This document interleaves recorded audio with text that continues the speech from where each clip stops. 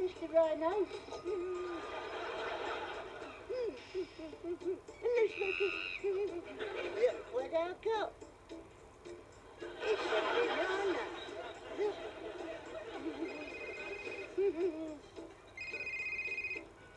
Hello? Oh, oblige me. I forgot all about it. All right, I'll get there as quick as I can. Okay, bye.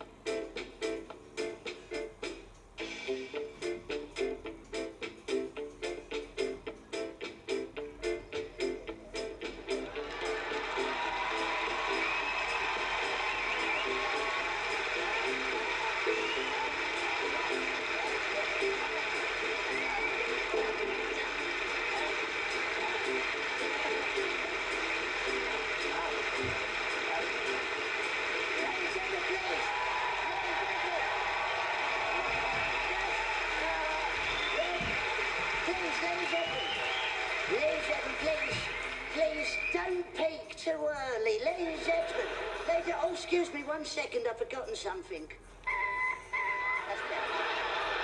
You just can't be too careful. Ladies, listen, I'm going to be honest, I've just found out my local librarian's died today. So I'd like to start the show with 2 minutes noise.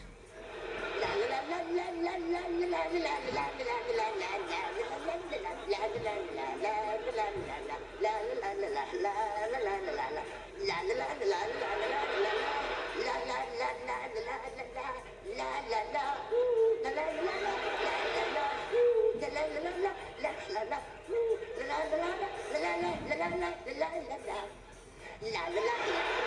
It's surprising how long 2 minutes is. Like, oh, look, there's a...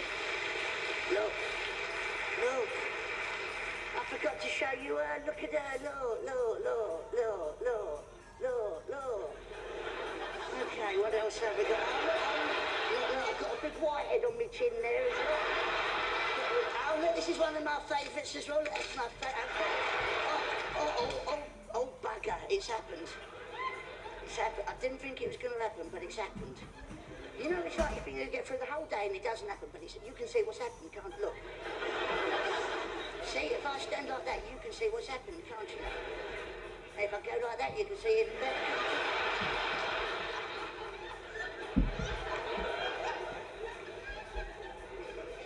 How much you pay for this, love? $12.50?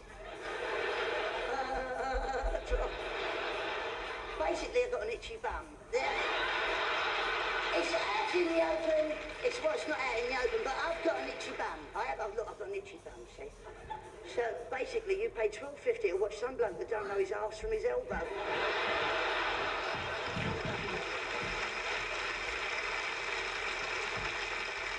Man goes in the pub. Man goes in the pub. Mangoes in a pub.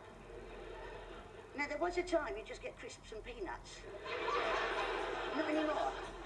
Just mangoes. Okay, look, I know you don't know, please listen. Please listen. I know you don't understand what's going on up here at the moment, but don't worry, when you get home tonight, you'll just be dozing off and you go, oh, I got it, and listen, last Thursday it was my budgie's birthday, right? His name's Colin, and what happened? Sorry, Colin. And what happened, right, it was his birthday, and we forgot we were was all working. He phoned us up. He said, you've forgotten my birthday. I went, oh, oblige me, how can we make it up to you? And he said, would you mind if I had a party and had a few friends round? So I said, how many friends? He said, well, it was about 47 budgies and all my friends from Pet City. So I said, well, as long as you clean up any mess after you, I don't care. And what happened? He had too much to drink. He tried to impress a few of the birds. I'm not waiting for these. He walked into the mirror. He walked into his mirror, tripped over his bell, fell off the perch, and landed on the bottom of the cage with a little thud like that. Well, you timed that one well, didn't you? And what happened, like, oh, he broke his ankle, right? And he tried to tell me that someone had spiked his trill. But I know he just had too much down his beak. Now, all the other birds saw this, and all the animals, and they cleared off and left him there. And he's lying on the bottom of the cage going, oh, my leg. Like that, right? And so what happened? He couldn't reach the phone, right? So, but luckily for him, I'd installed one of those home help buzzers around his wing, right? So he just pulled the button and the home help phoned me up. I went home and sorted it out, and he's lying on the bottom of the cage like that, going, oh, my leg, right? And rather than take him to the vet, I'd done it myself, right? Because I've been watching Animal Hospital, so I knew what to do. So what I done, I got 2 swan vests and matches, right? And I tied them to his broken ankle with a bit of cotton around it, all to act as like a splint. And I said, how does that feel? He said, oh, it's very painful. So he's quite well spoken. So I said, well, can you walk on it? He said, not very far. So, well, you haven't got to go far. Your cage is only that long. He went, well, I do what I can. So I popped him into his cage, and that's what he did. He did what he could. He hobbled along like that, whimpering with every little step, going, oh. Oh. And as he was going along, I thought he was doing quite well. But I foresaw a problem coming up in the near future. Because as he was hobbling along, he was dragging the broken leg along the sandpaper in the bottom of the cage. Please. It was at that point which you seem to have sussed yourselves. I thought perhaps swan vestas were the wrong choice of split. Because it was the first time I've heard a budgie go woof. It was amazing. Listen, do you remember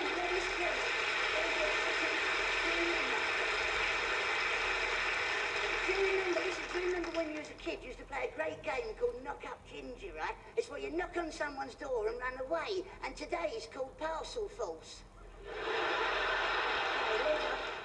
Look, see this? I bought this the other day, right? And what it is, it's a personal alarm. And what happens, if you get mugged, you push a button and a really loud noise comes out, and it frightens off any assailants. Listen, I got beat up by a deaf bloke. Okay, listen.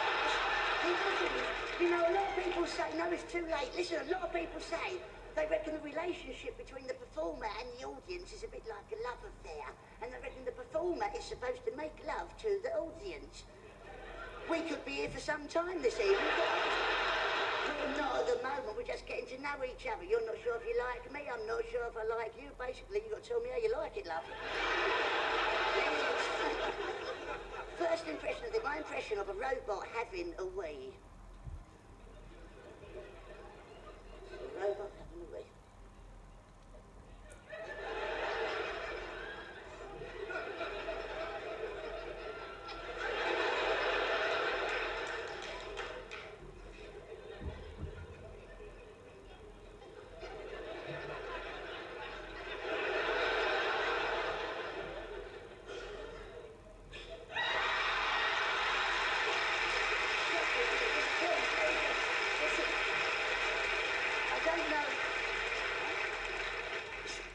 In the pan. Listen, I don't know if anyone's been to see the show Riverdance, right? But I went to see Riverdance about 2 years ago when it first opened, right? And it cost me 36 quid a ticket. And I was right up the back. I thought, I'm not going to enjoy this show. I've been stiffed here. I paid 36 quid. I'm right up the back.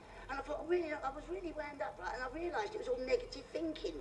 If you think you're not going to enjoy something, you won't enjoy it. So I thought, right, I'll be positive. So I thought, I'm going to be positive thinking. I'm going to enjoy this show. I paid 36 quid and I'm sitting right up the back, but it don't matter. 36 quid is money well spent if I have a really good night. But I'm right up the 3 rows from the back, but it's really good. I'm really going to enjoy the show, and I was really positive. I was really looking forward to it. And just before the show started, a family of tall people walked in and sat right there in front of me. I couldn't see nothing on stage of the performer's legs. All I could see was from the waist up. Now, I don't know if you know anything about the show Riverdance, but there's not a great deal of upper body movement going on in that show. It cost me 36 quid to watch Michael Flatley and 60 of his mates go.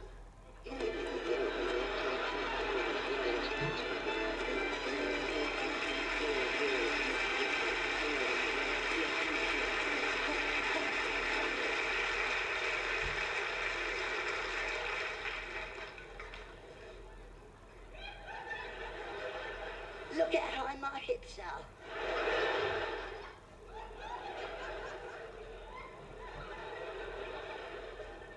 Answers on a postcard. It's going to be a bloody long night, isn't it? Next impression, this is my impression now of the chicken midwife. the chicken midwife.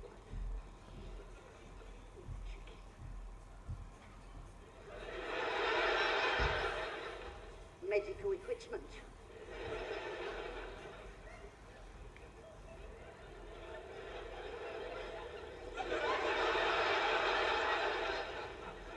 You know, my dad's got 2 left feet. And every year when he goes on holiday, he has to buy himself a new pair of flip-flips.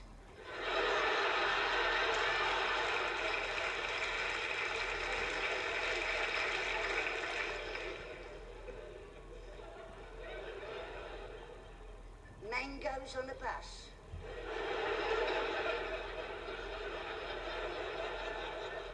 I don't think so. Okay, the chicken. No, just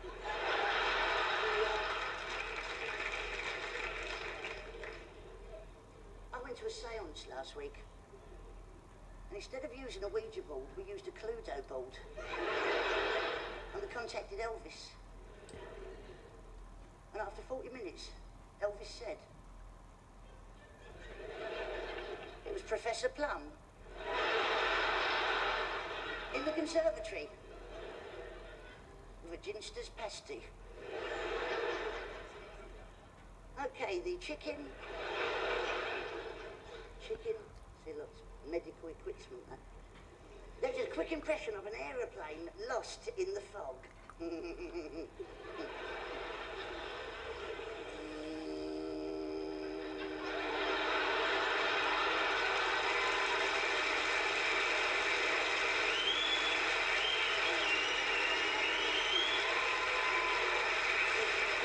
can't see nothing.